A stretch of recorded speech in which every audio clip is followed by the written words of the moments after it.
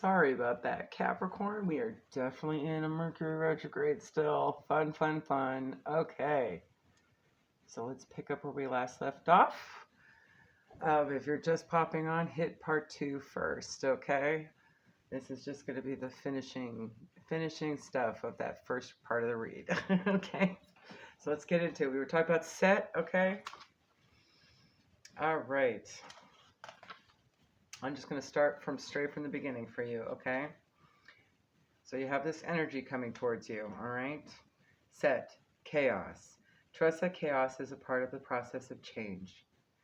Things sometimes need to fall apart to reform into your desires. Hold your intention.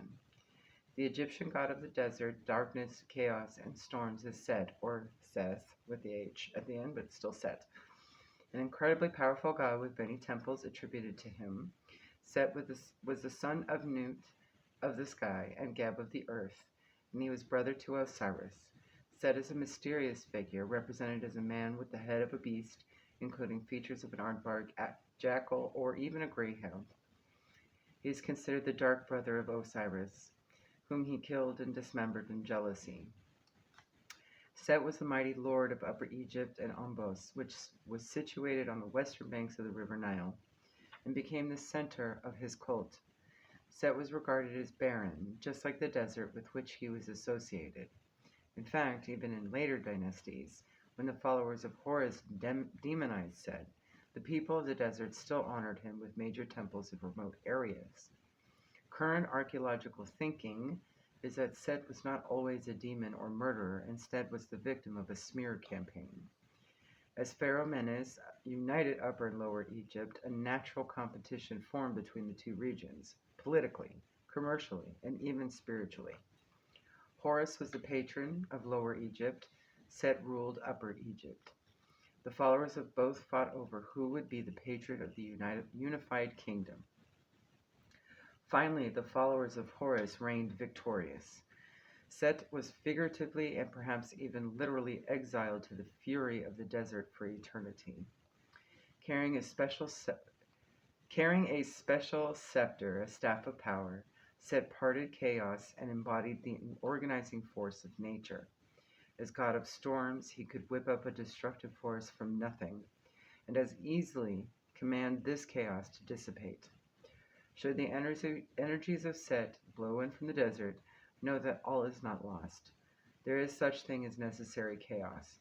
Sometimes things need to fall apart so that they can reform into what we really want. While we're in a chaotic space, mentally or physically, everything seems confusing and hopeless. Yet we need to trust that we are simply in a place of transition. Feeling like we create chaos or can't escape someone else's chaos can be tiring and stressful. But out of chaos comes new beginnings. When we feel there's anarchy in our lives, we often find exactly the types of order we need. There is also a yin to a yang, a dark to a light, an east to a west. One is not better than the other, they just are. We must recognize duality in ourselves for maximum spiritual growth. Perhaps you are seeing chaos and not order at present, and this is causing imbalance. Okay? I'm also kind of seeing it externally to you, so that could be the reason why it's creating that imbalance with your King of Pentacles in the reverse, okay? I know, refer to the previous if you need to refresh, okay? I had to wait to go back. Ugh. All right. Kernunos. Shape-shifting. There you are, buddy. Talk of transition. So this is definitely a heavy transition time for you, okay? With regards to this energy. And your energy. You might be actually balancing things out, having that duality. Transition and change are flowing through you. Relax and know you have the power to be what you want to be. While most people think of Cernunnos as a god of the Celts, the truth is, this energy is far, far older. Prehistoric man covered himself with the skins, hair, feathers, and bones of the animals he hunted, and he danced around his fire. As the shadows played against the cave walls, man changed into the very animals he targeted. Shape-shifting is a way of gathering power and information. This is one of the earliest principles of magic. Like attracts like. If you want to catch a stag, be a stag in the ritual dance. Feel the stag, think like the stag, be one with the stag, and then you can better connect with the stag should you need to hunt it. By honoring this father hunter, the horned one, ancient peoples felt that they would be better fed and better prepared, and so more successful. Cernunnos is often depicted as half human and half stag, although sometimes he is simply depicted as a man with a glorious set of antlers that seems to pierce the sky. His energy is vital, flowing, fertile, and connecting. Today is a symbol of the purest masculine energy, untainted and fully connected with his strength and wildness. For this reason, he is extremely popular with the modern pagan and witchcraft communities, and is a patron of those who work on facilitating change as environmental activists. You can call upon his shape-shifting energy when you wish to transition from one identity to another, or to shift back into your most authentic self. So remember who you are through this process. This person may be having a bit of an identity crisis themselves, okay? So you might have to kind of just understand where they're coming from, okay? That's why they're reacting the way they are instead of proacting, right? Okay. If you feel like you've changed recently in ways that don't feel right to you or in ways that feel untrue to your nature, it's time to shift back with Cernunnos. And look. All right, buddy. Look. There you are. Skill. This is a time to further develop your education and skills. Enjoy your unique talents. I'm really getting a sense of learning just by observing this situation as well. Okay, there may be something there, okay? There is a wonderful story about the Celtic god Lugh that perhaps best sums up his energy and character. Just as many young men wish to do, Lugh decided to seek his destiny and travel to the big city. In this case, the city was Tara. King Nuada of the Tuatha De Danann, the ancient race said to have inhabited Ireland before the historical Irish ruled the land, and Lugh thought that perhaps he could offer his service to the sovereign. Lugh was stopped at the door to the city by an enormous attendant who denied him entrance unless Lugh had a skill that Nuada needed. So Lugh told the doorman he was an accomplished blacksmith. The doorman declared that they already had someone with that skill. Next, Lugh said that he was a builder. Again, the doorman rejected him for the same reason. Persistent, Lugh offered his services as a poet, a magician, a historian, a harpist, and a brilliant swordsman, but was rejected each and every time. Smiling, Lugh stood tall and inquired, "Ah, but do you have one person who has all these skills together?" And with that, Lugh joined the court of Nuada. Being a person of skill is something to celebrate. No matter if you are good with your hands or with your mind, being skillful in the area you choose is good for your confidence and self-respect. Perhaps you would like to extend your skill set or learn a new talent. This is an important road to continue to travel on. We should never stop learning or at least improving what we know. Lugh also shows that you can be versatile in your talents. He was a swordsman of repute and a sensitive poet. You don't have to just stick to one thing. So in this situation, I'm getting the sense you're going to have to use more than one ability to suss it out, okay? You're going to have to be like Lugh here, all right? In order to heal this situation for yourself, okay? Especially since this energy is surrounding you. And maybe all over the place themselves, Mr. Said. So, poof. All right, let's see how your feminine energy is doing. See if there's anything you can be aware of during this month, okay?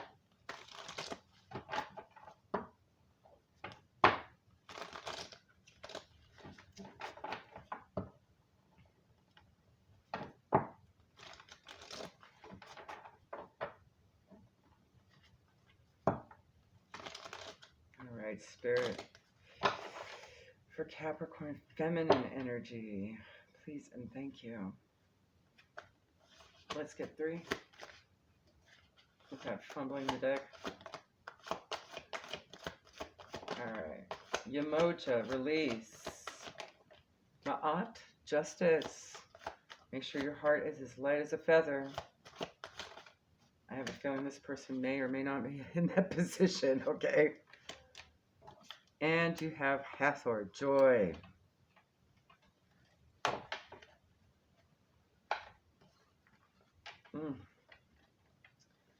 Water might be healing for you right now. And a little moon love wouldn't hurt, okay? Maybe the next full moon, there's going to be some major thing happening, and you might want to utilize that energy, okay? So take your spiritual baths, your showers, your soaks, whatever you do, okay? Stand in the rain, water, water, water, water. Go for a swim, okay? She's from the Yoruba culture, okay? Surrender your weary thoughts to Yamoja, and she will carry them away for you. Connect with a loving spirit. She is washing over you right now, and feel nurtured when you release what isn't working for you, okay? And Ma'at just tells you justice is on your side right now. All right. She rules over all things related to truth and justice, so you'll be gaining fair treatment for whatever you're seeking in this situation, okay? And Hathor,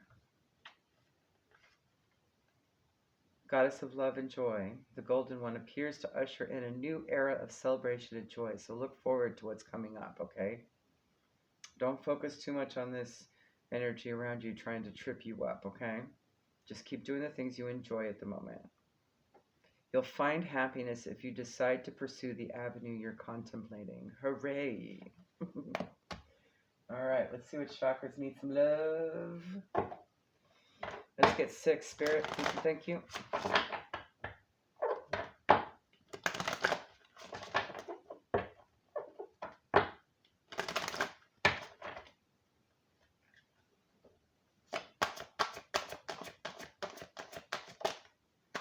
All right, your third eye, psychic development might be having some of these abilities kind of pop through a bit more throughout all of this, okay?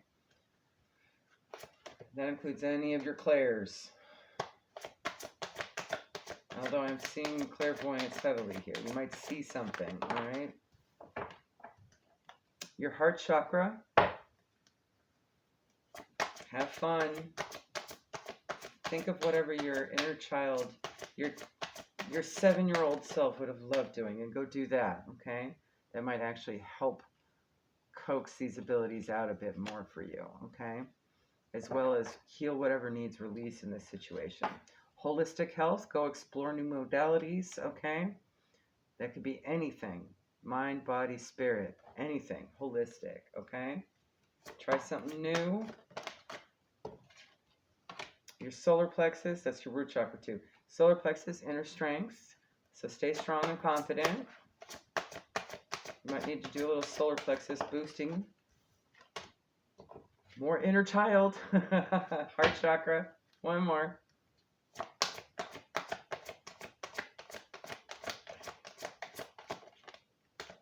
And throat chakra clearing, okay? Don't be afraid to speak your truth. Also, discover life purpose in the process here, okay? You might need to explore a little bit. Don't be too afraid to go through the light at the top of that stairwell. Who knows what's on the other side, right? It could be my aunt. All right?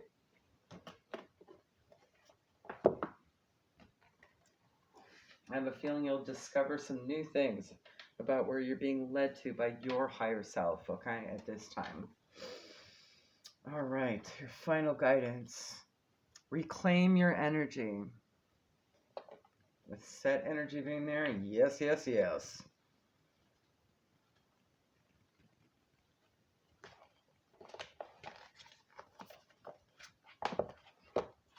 (42) and 6, a return to purpose of unconditional love.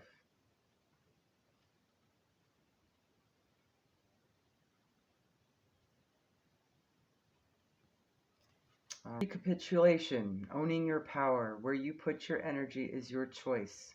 Overcoming triggers through self-awareness.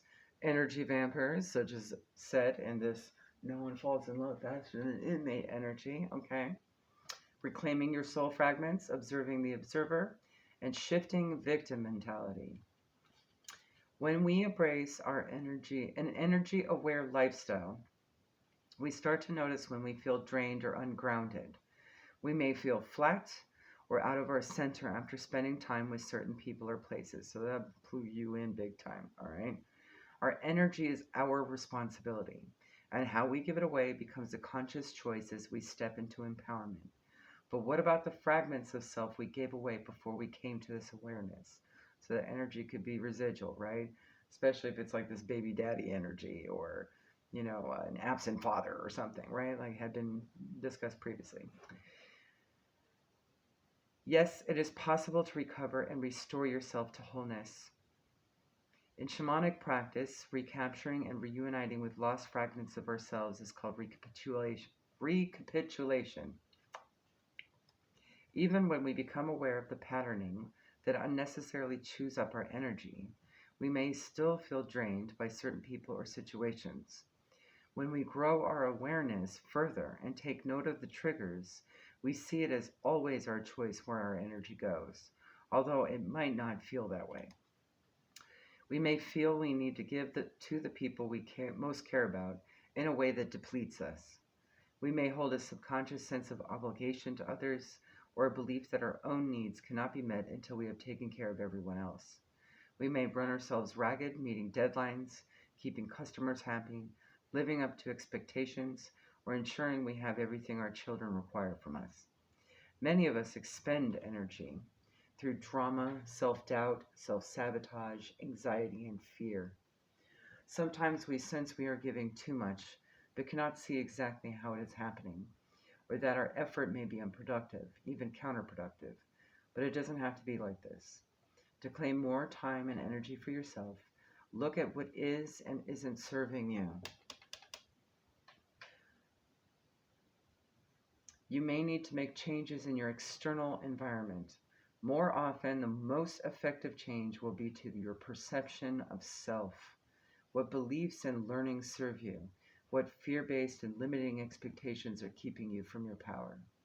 Consciously choose and align yourself with ideas that serve you, and suddenly you will have a lot more energy for the meaningful, inspiring parts of your life.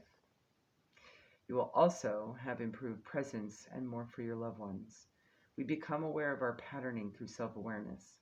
By observing the observer, we can broaden our perspective of how and why we react to certain stimuli.